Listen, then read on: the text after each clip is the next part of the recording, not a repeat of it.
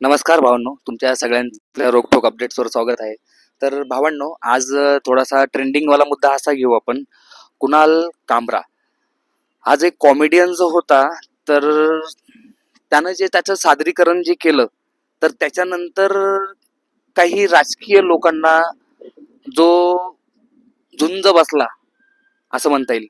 कारण तो जो काही बोलला म्हणा किंवा त्यानं जी काही कविता सादर केली, ठीक आहे, त्यानं कुणाच्या भावना दुखावल्या असतील, पण जर कधी त्या कवितेमध्ये म्हणा किंवा त्याच्या सादरीकरणामध्ये त्याच्या त्या कॉमेडियनमध्ये ज्या सगळ्या गोष्टी जर कधी खऱ्या असतील, तर त्या एखाद्याला झुमणं हा साहजिक आहे की नाही. तर आपण भारत देशामध्ये म्हणजे आशिया खंडाच्या सगळ्यात मोठ्या स्वातंत्र्य लोकशाहीमध्ये आपण आहोत. तर आपल्याला आपल्या डॉक्टर बाबासाहेब आंबेडकरांना जी लोकशाही दिली, भारताला जे संविधान दिलेलं आहे, तर त्या संविधाना आधारित हा भारत देश चालतो. तर प्रत्येकाला आपापल्या गोष्टीचा बोलायचा अधिकार आहेच. ठीक आहे, तो जो कोणी बोलला त्यांनी कोणाच्या भावना दुखावल्या असतील, तर त्यांनी पण एखादं ट्विट करायला पाहिजे होतं. पण ते त्यांच्या स्टुडिओवरती जाऊन तोडफोड करणं किंवा मारहाणीच्या धमक्या देणं किंवा या सगळ्या गोष्टी योग्य आहेत का? आपण भारतामध्ये राहतोय ना, भारतामध्ये लोकशाहीच आहे ना, का नाही? भारत देश हा संविधानावर चालतो ना. भारत देश हा संविधानावर जर कधी चालतो, तर कुणाल कामरा हा जो काही बोलतोय, तर हा लोकशाहीच्या हिताने बोलतोय ना. तर मग हे चुकीचं कसं असू शकतं? भावांनो, दम्मादम्मानं तुम्ही बघू शकता, आपला महाराष्ट्रच नाही तर पूर्ण भारत देश हा जो आहे याचं पूर्ण वाटोळं झालेलं आहे असं म्हणायला काहीच हरकत नाही. आणि दम्मादम्मानं प्रत्येक गोष्टीचं वाटोळं होतंय. कारण प्रत्येकाच्या मनामध्ये कास्टिझम म्हणा, प्रत्येकाच्या मनामध्ये आधीसारखा भाईचारा राहिला नाही, आधीसारखा असं मन मिळावू राहिलं नाही.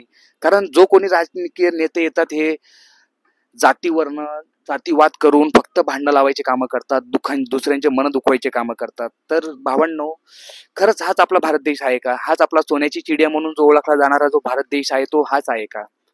आम्हाला तर अभिमान आहे, आमचे परमपूज्य डॉक्टर बाबासाहेब आंबेडकर आपले, ज्यांनी या भारत देशाला जे संविधान दिलं, तर ते संविधान जे आहे, तर हे सर्व राष्ट्रामधून एक नंबरला आपलं संविधान आहे. तर हे काय असं? कारण ती संविधान तसं आहे. या संविधानानं एक मुख्य प्राण्याला सुद्धा बोलायचा अधिकार दिलेला आहे. तर शेवटी मी ज्या भारत देशात राहतो, त्या देशामध्ये जी लोकशाही आहे, त्या लोकशाहीचा आम्हाला जो बळ देणारं जे आमचं आहे, ते लोकशाही आहे. तर या लोकशाहीमध्ये आम्ही जे बोलतोय, आम्ही ते स्पष्ट बोलतोय. आणखी यांनी कुणाच्या भावना जर कधी दुखावल्या असत्या, तर तुम्ही आम्हाला तसं ट्विट करून किंवा एखादा चिमटा करून बोलले असते तर ठीक आहे. पण हे तोडफोड करणं म्हणा किंवा मारहाणीच्या धमक्या देणं, या सगळ्या गोष्टी करणं ह्या योग्य आहेत का? आणखी या प्रकरणामध्ये महाराष्ट्र शासन म्हणजे म्हणा, महाराष्ट्र शासन म्हणजे आपलं पोलीस प्रशासन हे गप्प बसलंय, ही फार किती मोठी निंदनीय एक घटना आहे असंच म्हणायला काही हरकत नाही. तुम्ही बघू शकता ना भावांनो, आपण लोकशाहीमध्ये आहे. लोकशाहीमध्ये असताना जर कधी एक कुणाल कामरा एक साधा कॉमेडियन येतो, एक कॉमेडियन आहे म्हटलं, तर त्याने गाण्याचं सादरीकरणामध्ये ज्या गोष्टी घडल्यात त्या गोष्टी त्यांना सविस्तर सांगितल्यात. तर याच्यामध्ये ज्या लोकांना झुंबायचं त्या लोकांना तर झुंबलं, पण झुंबल्याच्या नंतर ते लोक त्याच्या ऑफिसपर्यंत जाऊन तुम्ही तोडफोड करता, हे योग्य आहे का?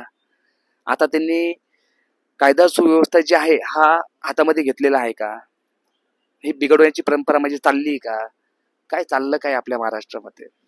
भावांनो, बघा, आणखी एकदा विचार करा. आणखी वेळ निघून गेलेली नाही. भारत देश हा कुठल्या दिशेनं जातोय हा सविस्तर विचार करण्याचा भाग पडतोय आपल्याला. म्हणून माझी ना सगळ्यांना एक विनंती मी अशी करू इच्छितो की भावांनो, आपण लोकशाहीमध्ये आहे. आणखी सगळ्यांनी आपण कुणाल कामराच्या पाठीमागं सपोर्ट करायला, आणखी त्याच्या पाठीमागं ठामपणे उभं राहायला पाहिजे. आज त्याची वेळ, उद्या माझी वेळ येऊ शकते, परवा तुमची वेळ येऊ शकते, सांगता येत नाही. आपण भारताची लोकशाही आपल्याला टिकून ठेवायची आहे. आणखी ही लोकशाही जर कधी टिकून ठेवायची असतील, जे कुठलं असं काही प्रकरण जर कधी घडलं, तर हे असे मारहाण करत असतील किंवा तोडफोड करत असतील, तर नक्कीच यांच्यावरती कारवाई झाली पाहिजे. आणखी पुढच्या वेळेस आणखी दुसरा कोणी कुणाल कामरा सारखा एखादं परत प्रकरण न घडलं पाहिजे. आपण याची सगळ्यांनी दखल घेतली पाहिजे.